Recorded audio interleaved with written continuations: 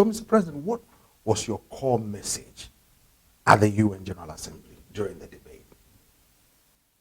My core message really was, leave no one behind. And 3 years ago, when they launched the Sustainable Development Goals till 2030, this was the theme, line, like you could say, running through all of these development goals. Let no one be left behind. And so I was reminding the world body that in the course of its activities, its programs, sometimes it has become evident that there are certain groups that are being left behind. Maybe not intentionally, but we must make mention of that in order for deliberate steps to be taken so no one is left behind. And I mentioned specifically some groups, countries like Malawi. I mentioned about countries within the least developed nations grouping. I mentioned about Africa having a seat, not just one, but a couple of seats, permanent seats on the United Nations Security Council. And I mentioned several other things with regard to the crisis that we face and how we respond to this same. It's almost like some are left to fend for themselves in a burning house while others are being rescued. And so, as a world body, if just one is not safe, then all are not safe. We saw that in the pandemic, and we see this even in tackling issues to do with climate change. The disasters that we face, the crises that we face, even the geopolitical wars that are there, they are affecting everybody. And so it's important that at a world stage like this, people must be cognizant of the fact that what affects one affects all. Mr. President, you talked about climate change. I've heard some of your colleagues say that the West must help cushion the effect of climate change. What is your take on that? Because some people are saying Africa cannot always go begging or cap in hand, seeking help to cushion the effect of climate change that they face.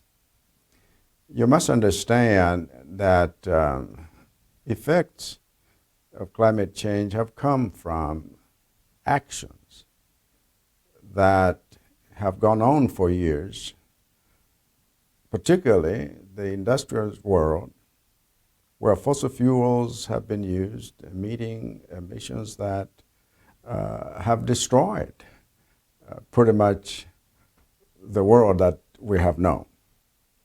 And 80% of such come from a few countries. The least developed, Malawi and several others in African island nations of the world, they have contributed very, very little to it. So it's not a matter of saying somebody needs to help. But if you pollute it, you must also be responsible enough to clean it up. And when you talk about mitigation and adaptation, it is not a matter. In fact, Western nations, north, of some of us, have already acknowledged that this is their responsibility. And so it is not something that we are kneeling on our knees and begging. It is something that they recognize, that they are the most responsible. And so when we remind them of that which they have willingly said they will contribute, and then they don't, that's not begging. So, Mr. President, let's look at some of the issues that you are facing back home. There's a fuel shortage. People have expressed concern about fuel shortage, electricity outages. How are you resolving some of these issues? Because some of your critics are saying you are not doing well. You know, there are different perspectives in matters of this nature. Right. But you must understand that a country needs to be on a productive path in order for it to fund its developmental agenda. And our vision is very clear, and we are spreading it everywhere. So Malawi does become a productive nation, and we want it to be an inclusively wealthy, self-reliant, upper middle income country by 2063. By 2030, we want to be a lower middle income country. We want to graduate from the least developed. However, if you don't produce, or what you produce, you do not add value, and you export raw material rather than get involved in real industrialization, particularly in the field of agriculture, because basically we are an agro-based, even though now we are expanding and diversifying to look at other means, then you are at the mercy of forces that do not enable you to produce the forex you need to purchase things. Now, there's been several factors that have rendered us unable to have the forex we need.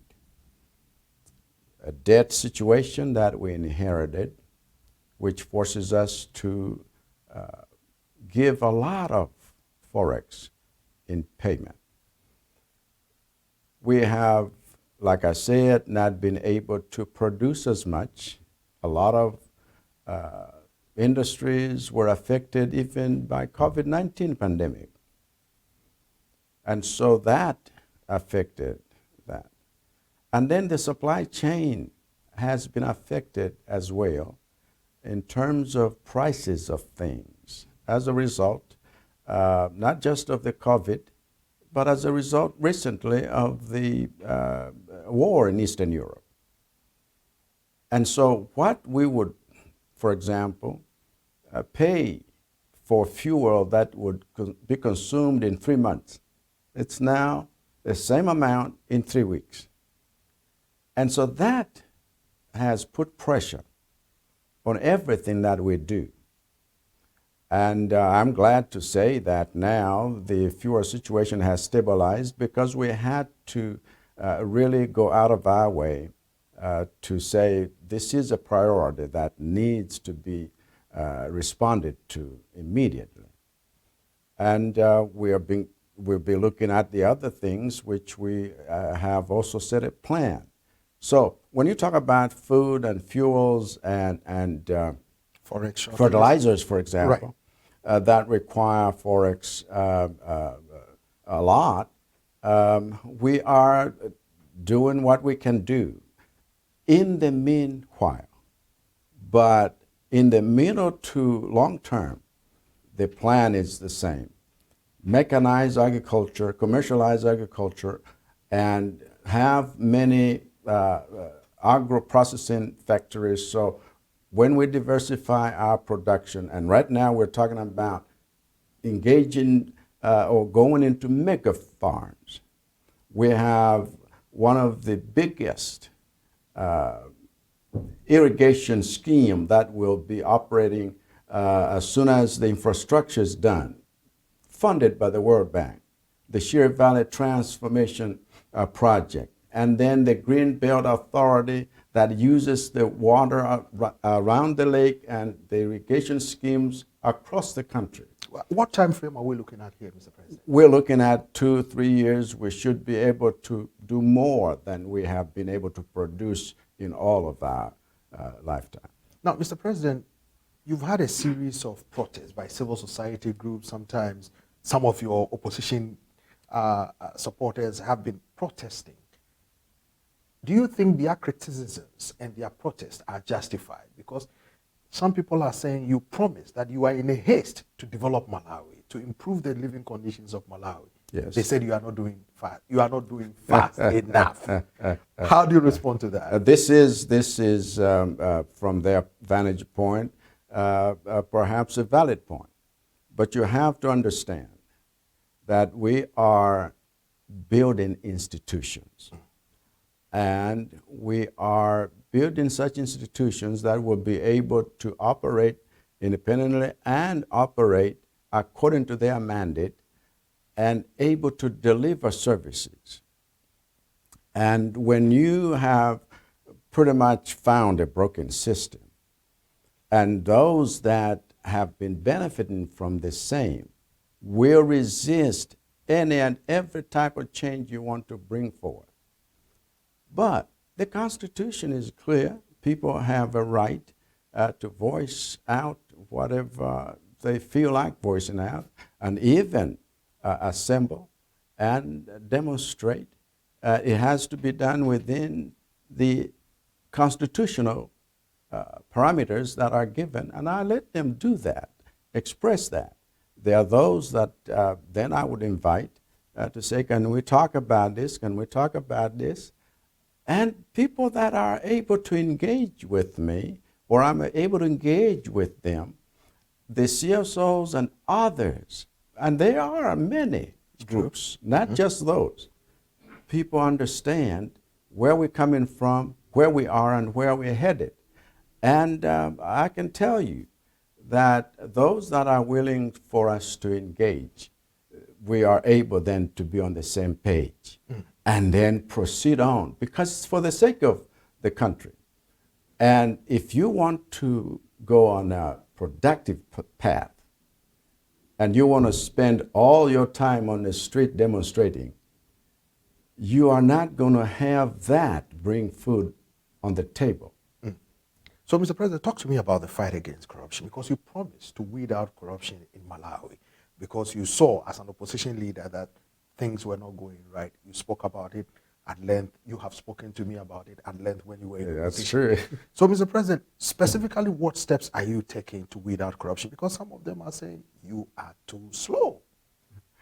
Well, you know, again, when you're dealing with processes and issues that have to do with the law, my role has been, let us fund governance institutions. And for example, the Anti-Corruption Bureau has been funded under this administration the most, unlike any other administration. We have recruited people to work within that organization more than ever before. We have given that organization liberty, and most recently, we even said they don't need to have anyone's okay to prosecute matters, so they can facilitate whatever they need to do the best way they see it. And we even have established through Parliament a crimes court, financial crimes court, and they are setting everything in place so that everything can be expedited. But some of your people are saying that the crimes court is just to go after your political opponents. No. If you have been following what has happened in our country, no one is above the law. And it has nothing to do with just political opponents at all. Otherwise, then, if you would say, oh, yeah, you are doing this. I have said, let people do what they are mandated to do. It's not the president. The political will I have provided is to make sure there's finances, there's personnel, and there is legislation and policy. That's all I do. The other processes have to happen according to the law, because I stand on the rule of law. So ending corruption is not saying, now go arrest this one and go follow this one. No. Let people who are mandated to do that do it, and let them do it in accordance with the law. So, Mr. President, talk to me. recently your predecessor, whom you defeated in the last elections, held a press conference, I'm sure you are aware of it, saying that you should resign and that you have failed, you should go home, and that Malawians want him to come back. What's your response to his criticisms? I really didn't want to respond to that. Okay. He So, knows better. all right. All right. So, Mr. President, let's look at what Malawians should expect from you, specifically in addressing the challenges that are ongoing. Yes. They are saying that they want improved living conditions. You promised them. Yes. How do you respond to their call for you to act? I have identified with their frustration, and I have gone public to say this is something that we are working on, and together we are finding solutions. We do not necessarily want to just blame the context in which we find ourselves in, or Africa finds itself in, or the world finds itself in. When we had cyclone, Anna and Gombe come back to back and destroying infrastructure, destroying people's crops and so forth, even after there had been drought, before the rains came. The previous year we had produced such staple maize like we had never done on average, even the last 5 years prior to that. But this harvest, past harvest season, we went 20% less from the previous season because of the drought and because of the cyclones. And so while you have food on a national level, you do not have it on a household level, which is our objective, so that everyone is able to have something to eat. When you don't have that, you identify with the people, and then you say, let's use the means to make sure that this food is made available to everyone. And so using social cash transfers and using other means, we are letting people be cushioned off from the dire situation. It would have been much worse. Even during the pandemic, we had to go out of our way to make sure that the women, particularly, and the youth, they are helped in the urban centers. Sometimes in the rural places, people do have a little bit of food that they were able to produce and fend for themselves. So while I recognize the fact that things are bad, it's not like we're doing completely nothing. Things could have been far worse. Mr. President, you promised to remove, as some of the civil society groups are saying, the protection around the president from prosecution. Some people are saying that they want you to keep that promise. Mr. President, what is the time frame? What is the... They said the protection that prevents the president from being prosecuted for committing graft or anything like that. Mm-hmm. They said you promised that you will remove those protections, so there will be nobody above the law, and that the president will not be above the law. So the president is never above the law. Right. So they are saying, Mr. President promised that when he becomes president, he will ensure everybody, including himself, is not above the law. What is the promise now? Are you keeping it? No, maybe in terms of what promise and the wording you are using is different from what I said. Okay.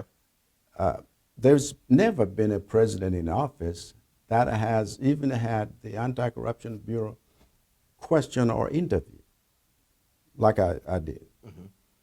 There is a constitutional provision that says a president in office cannot be prosecuted until they leave office. Right. Maybe that's what you're referring to, but I do not understand the well, let's look at the constitutional provision that prevents a president in office from prosecution. Right. Do you advocate that it should be removed or amended? Or do you think it should remain in office? Because everyone, on the Constitution, everyone who heard me campaign, they will never say, I promise that. Okay. I promise reduction of presidential powers Right. in effecting certain decisions and in effecting certain practices and in effecting certain policies. How do you intend doing that? Reducing the presidential powers in doing certain things? Yeah, there are some because you delegate. Right. And then there are those you do by policy, there are those you do by legislation. Those we do by legislation are being worked on actually. We have a timeline of things that we are bringing to Parliament and changing. And we started that right from 2020. And there's been legislation that has been passed to look at what helps Malawians. And there's been other things that we are doing. And because sometimes people would not necessarily stick to a schedule you gave them, that this is what we're doing, this time we'll do this, next time we'll do this, other time we'll do this. They want you to do everything on one go. And nowhere in the world would they see that happen, not even in their own life. Yeah. Well, Mr. President, do you think that Malawians should expect from you a genuine leadership, an engaging president who will engage them in spite of the challenges they faced? They have never had a president they have been able to engage like myself. And it's not that it will be genuine at some other stage. It has been genuine from day one. In fact, I said, brace up for hard times because it's not right. But once we pay this price, we should be able to see progress coming. I said that on my inauguration day. Mr. President, do you think that your experience in Parliament as a legislator, as a leader of the opposition in Parliament, is helping you right now? Actually, my experience in Parliament helped me understand the processes of legislative responsibility and representative responsibility. When we went to court after an election, which the courts are now, Annulled, yes. that gave me experience of being in court and how court processes work. And so here I am as a president, and I use the experience I have learned when I was in Parliament and for 8 months when I was in court, to understand that there are certain things and processes that must be given time in order for those processes to come to their logical conclusion. Talking about judicial independence, you hailed it when they annulled the election. Does the judiciary have your support about ensuring its independence, irrespective of the decisions they make, even if it's against you? They know that, and I have said it publicly. And so, just like I've said, I do not want, in fact, Parliament has passed law to be more independent, financially and otherwise, and the same goes for the judiciary. They are as independent as anything. So I said, a president will not go arrest somebody and then prosecute the same and then sit as judge over that. They are institutions mandated to do that. And I have said that the judiciary, no matter how they want to process their things, it's not emotion, it's evidence they look for. And if that evidence is against government in terms of the executive, I will accept it because I have said I respect the independence of the judiciary, and they know that. In the next year, Mr. President, what should Malawians expect from you? More of that which we are doing currently, Malawi is pretty much now a construction site. We will continue to provide the infrastructure that's needed. And one of the things that is happening while I'm in the United States is to witness, after a long consultation process, the launch of a second compact Millennium Challenge that will be involved in constructing roads in the country, providing farmers, rural farmers, with easy access to markets. And so road infrastructure will continue. Infrastructure of other services will continue, like the health services, 900 clinics across the country, and 55 are already in process, to help with the hospitals that we have in every district and the referral hospitals. And we want to have another referral hospital that will be top class. The cancer center, that will be the first of its kind in Malawi, will be done shortly. And so we will do that. In education, we're building primary schools, secondary schools, because we realize that we cannot have children or even push children to go to school when there is no infrastructure to accommodate them, particularly the girl child. And so we are moving, and we will move faster now that some of the restrictions, because COVID-19 exposed our vulnerability in many, many ways. And so that has also given us a lesson to say, this is what we must concentrate on. So Malawians will be seeing more of that, but particularly in the agricultural sector, that we want to go full throttle, creating jobs and creating wealth, making sure that agriculture becomes business, move away from the subsistence to a level where even smallholders in clubs and cooperatives, on one hand, can look at agricultural productivity as something that profits them. And then on the other hand, go for mega farms where we could produce large quantities and of quality, and consistently so. So we take advantage of regional integration in Southern Africa, as well as the Africa Free Trade Continental Free Trade Area, to make sure that we can trade amongst ourselves. These are some things they will expect. And then energy. We want to create jobs through the provision of more power. Cyclone Anna hit us bad because in the process, one of our hydro stations was affected to the end that we lost about 130 megawatts.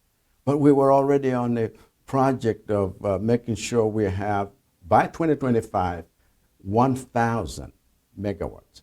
Now, even though that has pushed us backwards a little bit, we want to make sure that by Christmas this year, that hydropower station is functional, thanks to World Bank loan. And so, and then we will go back on track.